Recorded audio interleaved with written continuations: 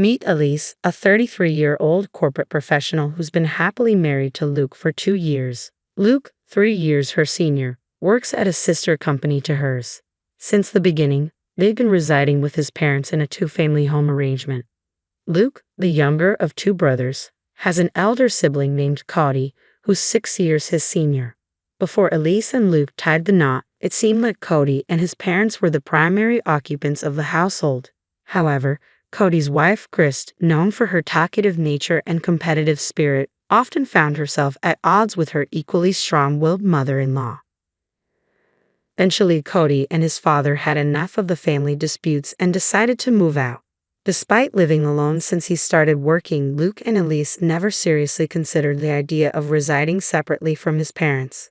So, when Luke's mom suddenly declared that they would be moving in after marriage, it caught both Elise and Luke off guard. Elise had assumed they would continue living in her current apartment until they decided to start a family, as it was convenient for her commute. However, it seemed that living together was inevitable in their family's eyes. Although the idea initially unsettled them, they realized that the commute wouldn't differ much whether they stayed at Luke's apartment or his parents' house.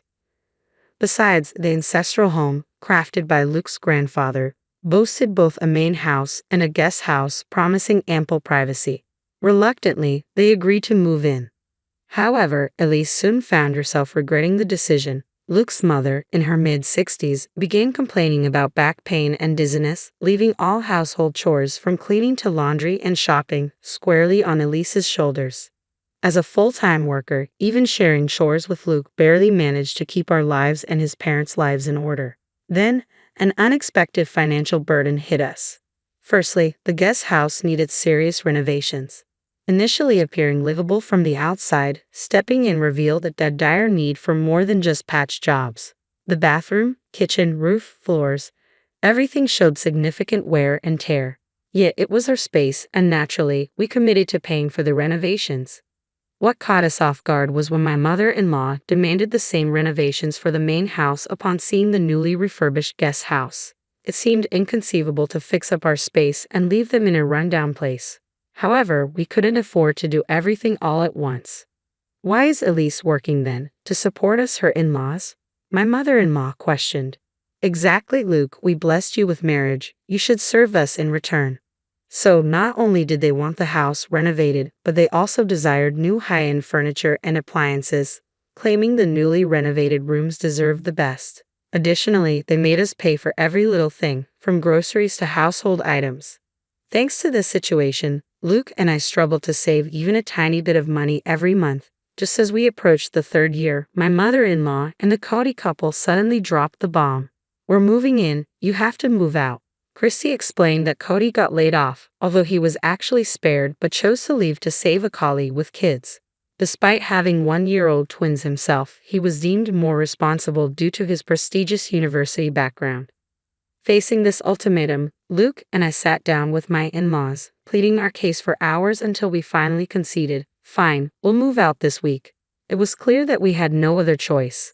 We've learned plenty about family from you, mother-in-law and father-in-law. It's time to put that wisdom into practice, right, Luke? I teased, glancing at my husband. Ha, finally getting it, are you? Luke chuckled. Yeah, just like Elise said, we're happy to do it. Great, case closed, he affirmed. With that, Luke and I turned our backs on our chuckling in-laws and headed for the guest house. 2 weeks later, we had movers arranged and relocated with no time to spare. Opting for the full packing service due to time constraints, we timed our move during my in-laws' regular lunch at karaoke with friends to avoid any complaints about the items we were taking. We wrapped up all the formalities in 3 days, utilizing our paid leaves and starting our new life. However, one day, I received a call from the front desk at work, informing me that someone claiming to be family was there to see me. I had a feeling she'd show up soon, but I didn't expect her to barge in on me instead of Luke. Quickly texting Luke about the situation, I braced myself for the inconvenience. Luke's response came swiftly, suggesting that we ask Maya to step out for a meeting to avoid causing trouble at the office. Passing the message to the front desk, we managed to make our in-laws leave as agreed. That night, as Luke and I pulled into the parking lot of our in-laws' compound, they, along with Cody and his spouse, rushed out of the main house and guest house to greet us. Upon closer inspection, I noticed that both my in-laws had a baby strapped to their backs, probably Cody's twins. As I locked the car, Cody's voice boomed angrily. Hey, how dare you show up here in my parents' cars? Luke remained composed, retorting, Your parents' cars? Which ones are those? This seemed to infuriate Cody even more. The cars you both drove up in, obviously, he exclaimed. Well, Cody, both these cars were purchased by us. Our names are even on the registration certificates. Would you like to see? Luke interjected, stepping in. I've been annoyed by how our parents drive these cars as if they own them. We let it slide because we live together, but now there's no need to lend them out, right? I added, feeling a surge of irritation. Don't forget Dad-in-law has that old minivan he used for work, Chrissy chimed in, glaring at us. Who cares about that old car? Spat Cody. But it's perfect for twins, isn't it? You can fit 2 car seats, I retorted, attempting to reason. Our back and forth made our in-laws uncomfortable. After seeing Cody receive a talking to about the cars, they jumped in. What about the furniture and the appliances? Taking them while we're away. That's stealing, not just from the main house, but also from the guest house, Cody argued. Yes, Cody and I can't live without those, Chrissy added. Why would we have to leave them? Look, I get what you're saying. We're using the guest house anyway. But there's no reason to dip into the main house too, Luke reasoned. Why isn't that stuff we all pitched in for? I asked, trying to understand their logic. Such arrogance. Even so, once you gave it, it's ours, father-in-law fired back. Whoa, hold on. We never gave you anything. We just lent it. There's no memory of us ever saying we're giving it to you, and there's no transfer of ownership on paper, Luke countered, shocking both our in-laws. We were living together, so we lent stuff as a courtesy. Now that we're living separately, why would we keep lending you things? We just took back what's ours. Is that a problem? Luke continued, exchanging smiles with me. Well, we have washing machines and fridges too. You don't need 2 of each, do you? They argued.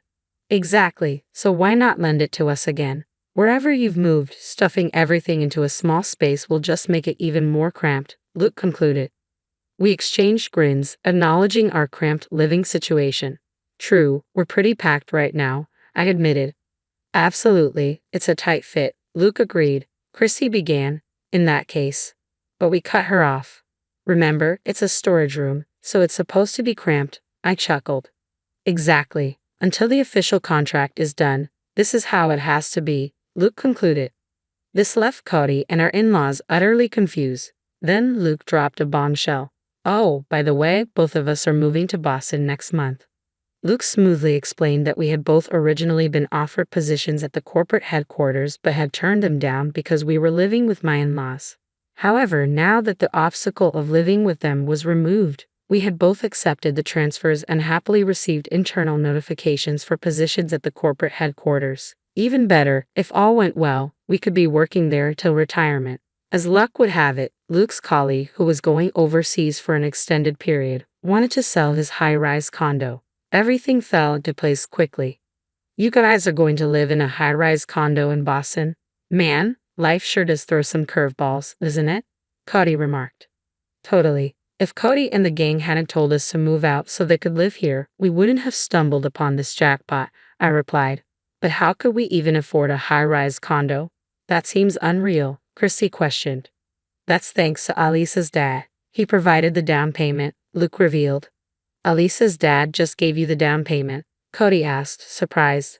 Yes, my sister is inheriting the family property, so this is sort of a trade-off. Plus, a previous owner asked if we could hold on to his modern altar until, upon my return to the country, I proposed lowering the asking price, and he agreed, securing a significant discount.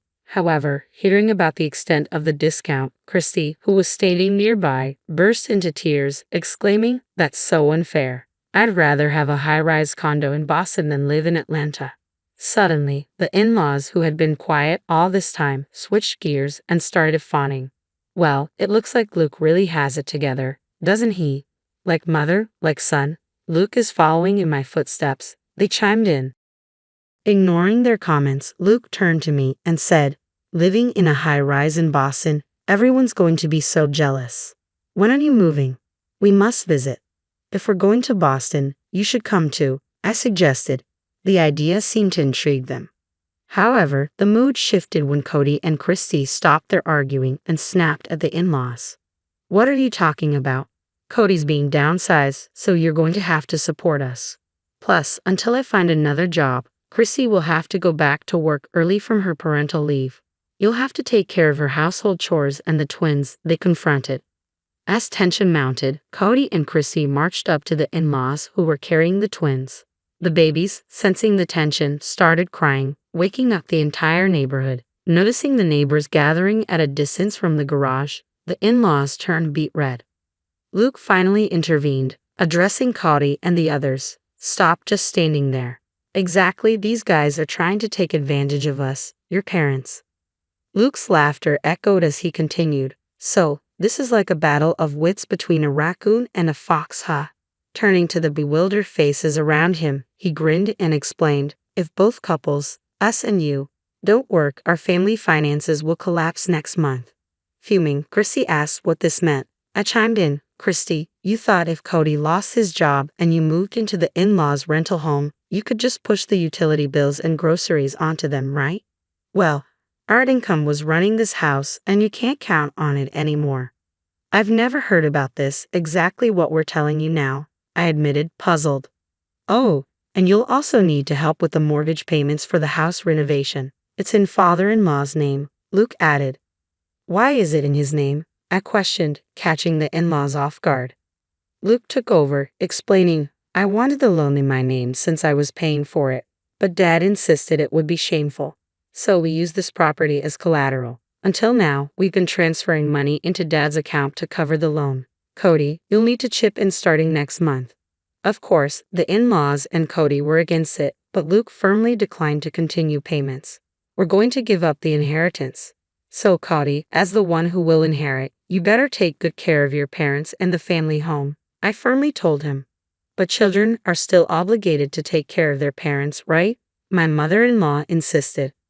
Luke brushed it off, saying, "Well, considering we've been covering your living expenses and loan payments for the past 2 years, I'd say that pretty much balances out any future caregiving costs I'd have as a son, don't you think?" "Let's go home, love," Luke said, looking at me. "Goodbye, everyone. I doubt we'll meet again." "Take care," I said, bidding farewell.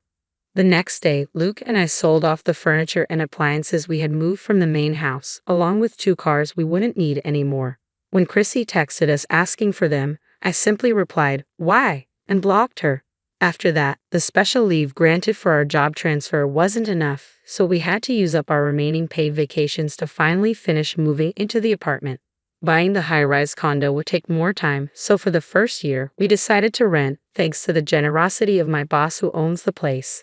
As the weekend arrived, bringing a bit of calm after the storm of recent days, we gazed at the city lights, and Luke broke the silence. "I know I've been a hassle this time, but thanks for sticking with me," I said, feeling grateful for Luke's patience. "What's with the formal tone all of a sudden?" Luke joked, but then his expression turned serious. "When we first got married and the idea of living together came up, I should have thought things through. But back then, I was just happy you chose me over Cody, who I'd been compared to since we were kids." He continued, reflecting on how we had mindlessly followed his parents' wishes until they told us to move out to make room for Cody and his family due to the company restructuring. It struck me, how could they say that after being such a burden on us financially and otherwise? Luke wondered aloud. "And then I thought about how much your parents must worry about you given your situation." He explained that he sent an apology email to my parents, and their response was heartening. "If we promise to make our daughter happy in the future, the past can be forgiven." Encouraged by this, when they discussed the down payment, they lent it to us without a hitch.